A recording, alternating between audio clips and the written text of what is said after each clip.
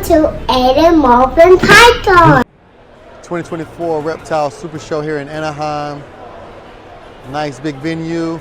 Let's get into it. What you got, man? What you got for us? All right, I brought some paints out for you guys to see this weekend. Okay. We'll start. Kind of let you just check out Wow. a base paint. This is a base paint, right? Base Recessive. paint. Yep. Recessive gene. Just recessive paint. Nothing else in that one.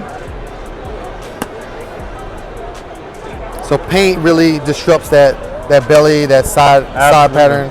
Bring it up on the alien head. Exactly. And then if you flip her over a little bit, you can see it messes with the belly. This one's a yellow belly paint, and you can see the difference in the belly. What the yellow belly contributes to that. Got it. As well as so that's the one thing I thought about was like, because it disrupts the size and the belly, like yellow belly, IDing that out of the egg, how difficult. But you can definitely tell. Yeah. Well, it lifts the pattern. Yeah, you see a lot of that. And then there is a slight brightening, enhancing of the color as well. Right, yeah, make that deeper dorsal stripe. Exactly. And then this is just a vanilla paint. Oh, wow. I'll switch you, I'll take that one back. Okay. You see how that brightening. How long have you been working with paint?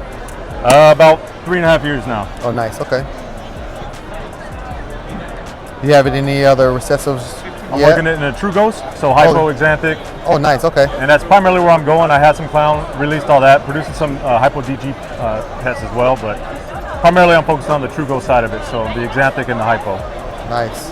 The vanilla really and then I'll brings switch you again, and this is the all three, so that's paint, vanilla, yellow belly. Nice.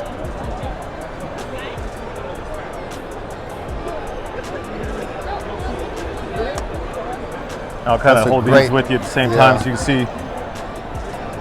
So you've got the vanilla right here, yellow belly, and then all three. The vanilla yellow belly paint. Really nice.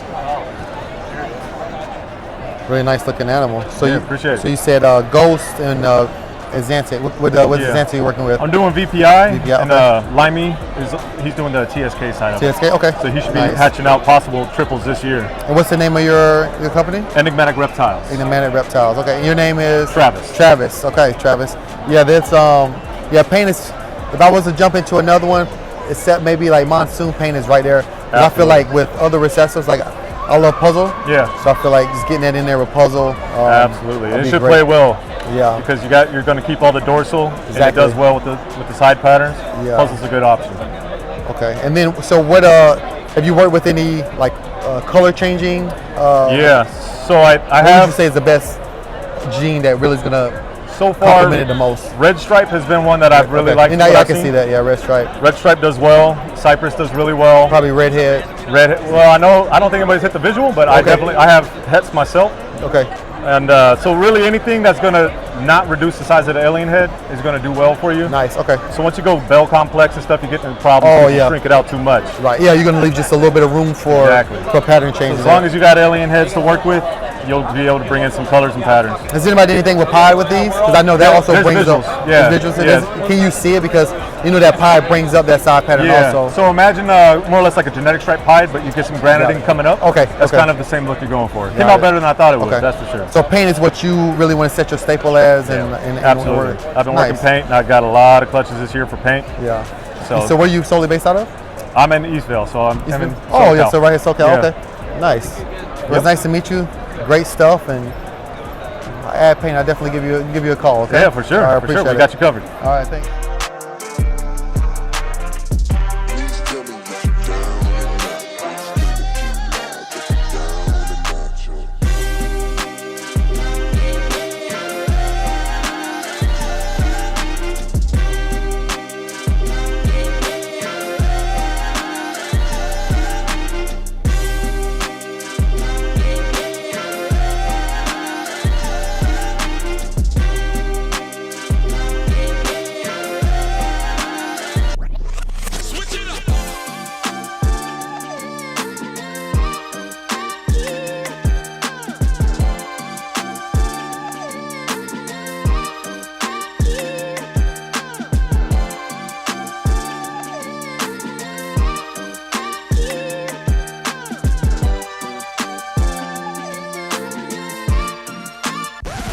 Come again.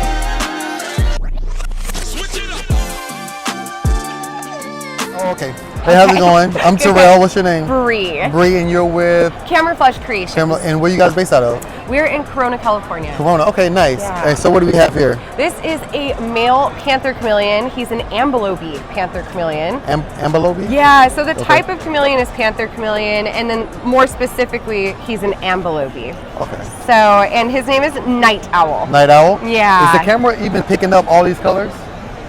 Like, this is... He's really beautiful. Yeah, so with these different colors, Yes. what makes up, is the environment that kind of transforms the colors? Yeah, That's how so it works for chameleons, correct? It's a couple of different things. Genetics definitely play a big factor. Okay. Also, just the specific type of panther that he is. So ambelobes are known for having more of like a rainbow appearance. Okay. Oh, look, he gets a little feisty. Oh, Ooh. so that, okay, so Yeah. they'll let you know. Yeah, oh, wow, okay. definitely. Does a panther chameleon bite hurt? Yes, it does. It can, especially a big boy like him. You know, they do have teeth. A lot of people are really surprised to learn that they actually do have teeth. They have like a little serrated, almost like a knife, is what their little mouths look like. And you know, he's doing pretty well, but he does have a little spicy side to him for sure. And I think that if he bit, because he's a big boy, I would feel it. Yeah, I would feel it. And so how, as far as size, is this? He's full grown. This is full grown for a male. Females get bigger, or females actually are smaller. Smaller. Yeah, okay. like almost by half the size. This individual, I would say, is like average to slightly above average size. They can be a little bit smaller. They can be even a little bit bigger, but he's a pretty big boy. Like he's got some size to him for sure. And then the females are going to be like almost half. They're a lot more petite. So what makes the female so much duller, or like not as much color? You know, it's such a good question, and there is a great reason for it. So in Madagascar, where they originate from, the females are the most important part of the equation. I mean, they're the ones that are going to lay the eggs. They're going to carry on the future generations, hopefully. And so because of that, they don't want to be standing out the way that the boys do. They want to kind of like keep it a little bit more low key, because something like this in nature is a target for predators. The males are expendable, so yeah, it's like they are much more so. You said that way too fast. I know that was really fast. You said that way too. I know that wasn't very nice. Sorry, men, chameleons, and other men. Yeah, no, but in nature, the females have a big job to do, and so if they were looking this colorful and beautiful all the time, they would be picked out a lot quicker. And also, the males have to be beautiful to attract their mates. So the females, they do all the hard work. They could just kind of be like more drab, and that's fine. But the boys need to. And I heard with the females, they're laying every month. Sometimes, yeah. Right. So it depends on the individual. There's some females that fortunately won't do it that frequently. I prefer it when they don't, because it is taxing for their little bodies to have to experience that. So is it based off of how much the male is around, or is it when the season starts they just go? Their season, at least in captivity, where the settings are very consistent, their season is basically whenever they want it to be. Okay. So more so than like the male's presence or like something like that would be just the individual female. So be careful, because he can get a little feisty. You got him? Got him. All right. Yeah, he's awesome. Wow. So pretty, right? And then is it temperature regulated? So if it's male, female, is all based off of the temperature that they're incubated at? No, actually, it's a little bit more random than that with these guys. There is a range that we like to aim for sure. Low 70s is pretty typical. Oh wow, low 70s. Yeah, wow, okay. yeah. Low to like just slightly mid 70s is what we're looking for. And we haven't personally found that. I know with other species that certainly can be the case, but with panther chameleons, not so much. We get a pretty wide ratio. Got it. And then so how often can these be out without being stressed? Like you can play with them, hold them? Yeah, it depends on the individual, I'd say. Like this guy, for example, he's a breeder of ours, and he does get out of the cage pretty frequently for observation and stuff. But even then, he's still a little bit feisty and unsure of the whole being handled. He's doing pretty good with you right now. Yeah. He might just that he doesn't. Yeah. That would be a funny little blooper moment. Yeah. And so, would you say panther chameleons are great for beginner, first-time reptile owners, or is it a little bit more high maintenance? How would you rate it for? You know, it depends on the individual. That's what I would say. Excuse me, sir. It depends on the individual. So there are some, we have a lot of like beginner customers that have never even had a reptile before that end up making the best keepers. So as long as they're willing to kind of get get a little bit of insight beforehand about what their specific needs are, then we have plenty of customers that have no reptile experience that make really, really good keepers. So how easy is it for someone who was like, hey, I want to breed Panther chameleons to come in, buy a male, buy a female, and then they get it? Well, the breeding part is the easy part. They kind of know what to do. They kind of figure it out. The only thing to keep in mind definitely is that Panther chameleons don't get along for very long. So they just like regular, any other couple. Exactly. Once they're done with each other, they need some time. They need some space for sure. So it's important to make sure that you're available during that time in case the animals decide that they're no longer interested in one another. But that's the easy part. I'd say the more difficult part is just raising all the babies, because a clutch of Panther chameleons can be 30 animals, and not all of those babies are going to get along for very long. You said 30? It could be. Yeah, definitely. It could even be bigger. 30 would be like a large clutch for sure, but anywhere from like 15 to 25, something like that. And so can the male and the female coexist in the same habitat? No, actually. Good question. So you would keep them separated? Yes. And then again, breeding season is anytime? Anytime, yeah. I mean, as long as the conditions are kept pretty consistently, that's what we found. It's more based on the female's individual cycle. So when she's receptive, that's when you'd want to introduce them. You could usually tell when the female's receptive because she'll have like more of a peachy, like very soft pastel colors. And also you'll know for sure when you introduce her to the boy and she doesn't freak out. If she gets a little sassy, then we know it's not that time. So it's not a compatibility, and probably that male isn't going to work that for that could female? Happen. Oh wow, that's a possibility. That does happen as well. There are like certain, and it's so sad too, because sometimes we'll have like this perfect, where we're like, oh my gosh, the two of you are going to make the most beautiful babies. And they're just like, we don't see it that way. The arrangement does not work. Yeah, exactly. Well, I appreciate it. And so if people want to get a hold of you or find you, how do they do so? So Camouflage Creations is the business name. We're on Instagram. It's kind of like a weird spelling, but we do have our banner right there, and I can give you guys some information too. Okay. Yeah, we're on Instagram and Facebook, and these you have beautiful stuff. So this is awesome setup. Thank you so much. Appreciate it. I appreciate it. I'm looking forward to seeing it for sure. Awesome. Thank you so much, guys. This is a Cuban rock iguana. Cuban rock iguana. All right, how 4 years old. 4 years old? Yep. This is a boy? It's a male, It's a male, okay. All right, what's your name? My name's Tyler. Tyler? Yep. JTK Reptile. Yep, I'm with Brian. Ryan, okay. Yep. All right, and 4 years old, and so I'm guessing they're based out of Cuba. Yeah. Okay, all right. And how long you guys been breeding these? I don't know if he's gonna breed this one. This one's actually for sale. Oh, nice, okay. So he's 3,500. 3,500? Yep. And how is this size? A 4-year-old, this is full grown? He'll get a little bigger than this. A little bit bigger? Okay, and what's the typical enclosure? Enclosure, I think he's an 8x7x6. 8x7x6. Feet? Oh wow, okay. And so what's the diet for one of these? So they're herbivores, so they'll eat collard greens, mustard greens. Oh nice, and okay. They'll eat some fruit. All right, so veggie. Well, yeah. Can I pass it over? Okay.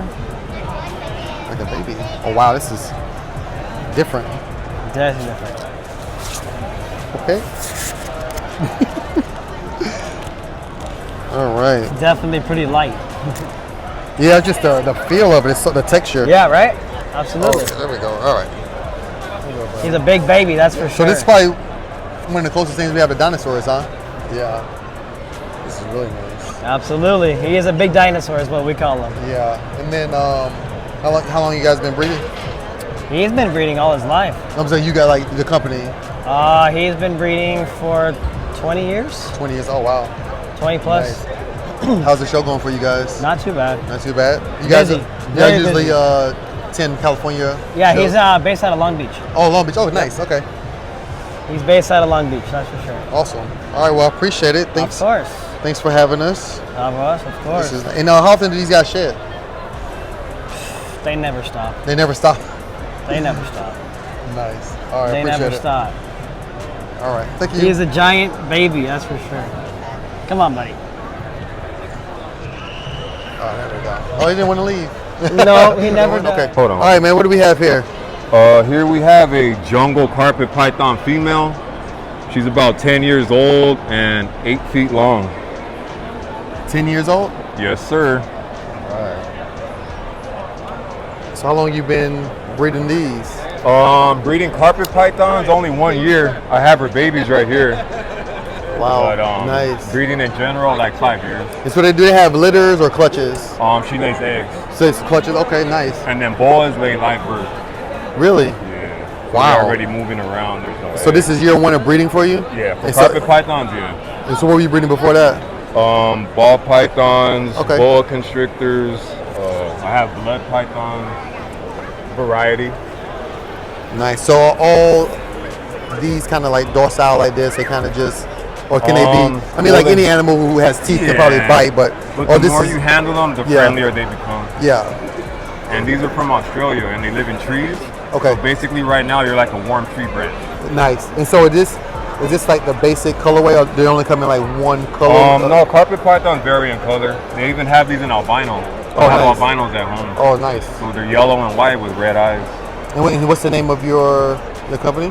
My Instagram, Shadow Serpents. Shadow on Serpents. Instagram. Nice.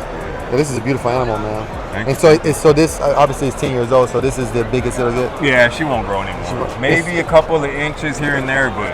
And so how big is clutches? A typical clutch for something? She laid 25 eggs. 25? Yeah. Holy.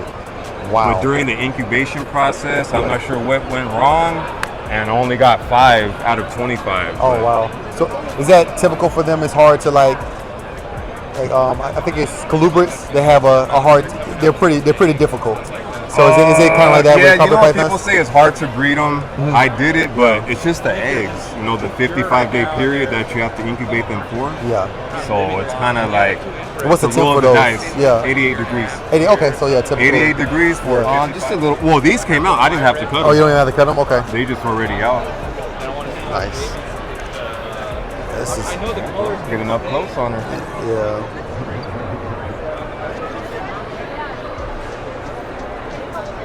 Oh, my camera woman, she don't want me to get too close. She's getting back. And yeah, I'm cool with those, and she's backing up. Yeah, this is amazing. And the color, it looks like, you would think it glows in the dark. Yeah. Yeah, from that. People keep asking me that. Yeah, I'm you like, would think it glows in the dark. It's like Right. that kind of look that you would, like you put it in the light and then you take it to the dark, it'll just keep glowing. Yeah. I mean, that would be dope if they had a sink that did that though. Like, that would be. That would be priceless. What's up, bro? Yeah. Hey, how you doing? Well, I appreciate it, man. However you want to do it. However you want it. That's Well, I appreciate it. Thank you, man. All right.